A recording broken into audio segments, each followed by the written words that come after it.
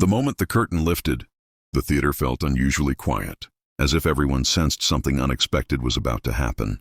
A tall, nervous-looking Filipino man held the hand of a young girl, no older than 12, her eyes shining with both fear and hope. The host smiled, but Simon Cowell leaned back in his chair with his usual skeptical expression.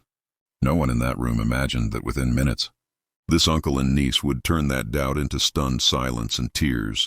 The uncle's name was Marco. He worked as a delivery driver back home in the Philippines, taking long routes every day just to make enough money to support his family. His niece Lila had been living with him since she was 6. After her parents passed away unexpectedly, music became their refuge. Every evening after exhausting days and school homework, they would sit in their small living room, singing old Filipino ballads and English love songs. It was their way of healing, of remembering, and of surviving.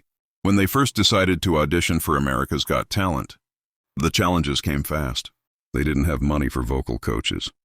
Their English pronunciation was often mocked online when they shared clips of their singing. Some relatives told Marco he was dreaming too big, risking everything for a stage that rarely favors ordinary people. Lila, despite her talent, struggled with crippling stage fright. She worried that if she messed up, she would disappoint the one person who had always protected her. Backstage, just before their audition, Lila's hands trembled. Marco knelt down, looked her in the eyes, and whispered that no matter what happened, they had already won by standing together. That was the promise he had made to her years ago, that she would never face the world alone again. As the music began, something magical happened. Marco's voice was warm, deep, and full of life's scars. Lila's voice followed, soft at first, then soaring with a purity that seemed to freeze time. Their harmonies blended effortlessly, carrying years of pain, love, and resilience into every note. The audience slowly leaned forward. Even Simon Cowell's posture changed. Halfway through the song, Marco faltered for a brief second, overwhelmed by emotion. Lila stepped closer, took a breath, and carried the melody, her voice steady and strong. That moment said everything. It was not just a duet. It was a story of trust, of a child growing brave because someone believed in her completely.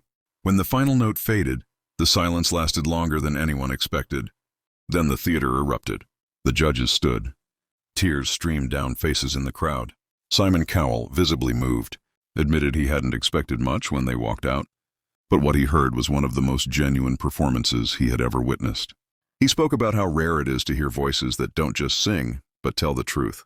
Marco and Lila hugged each other on stage, both crying now, their journey flashing through their minds. All the doubt, the late nights, the sacrifices suddenly felt worth it. They hadn't just proven their talent. They had honored their past and reshaped their future. The audition ended, but the message lingered. Talent can be trained, but heart cannot. When love meets courage, even the biggest stages are not intimidating. Sometimes the coolest performances are not about perfection, but about two souls standing together, daring the world to listen.